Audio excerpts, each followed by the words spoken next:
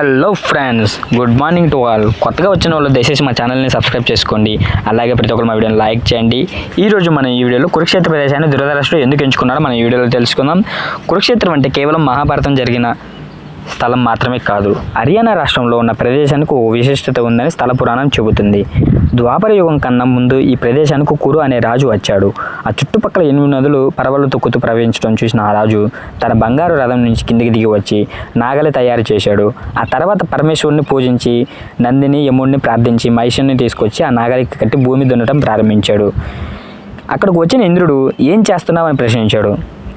అప్పుడు రాజు సత్యం, దయ, క్షేమం, దానం, స్వచ్ఛత, నిష్క్రమం, బ్రహ్మచర్య, యోగం అనే 8 పంటలు పండించేందుకు ఉపక్రమిస్తున్నానని చెప్పాడు కురురాజు.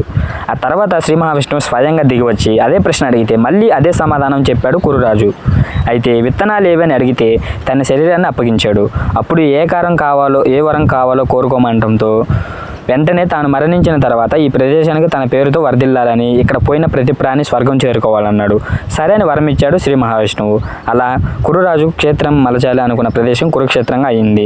మాయాజూదంలో ఓడిన పాండవులు అరణ్యవాసం, అజ్ఞాతవాసం పూర్తి చేసుకున్న తర్వాత మహాభారతం యుద్ధం జరిగింది. మహాసంగ్రామం ఎక్కడ నిర్వహించాలని చర్చ జరిగినప్పుడు అప్పుడు కురుక్షేత్ర ప్రదేశాన్ని ఎంపిక చేశాడు ధృతరాష్ట్రుడు.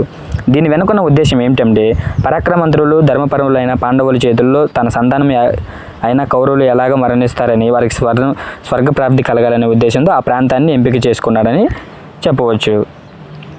ఫ్రెండ్స్, కంటెంట్ నచ్చితే ప్రతి ఒక్కరు మా వీడియోని లైక్ చేయండి. అలాగే మా ఛానల్ కొత్తగా వచ్చిన వాళ్ళు దయచేసి మా ఛానల్ని సబ్స్క్రైబ్ చేసుకోండి. మరిన్ని వీడియోస్ కోసం ఈ వీడియోని అయితే ప్రతి ఒక్కరు మీ ఫ్రెండ్స్కి అయితే షేర్ చేయండి. Thank you to all. By.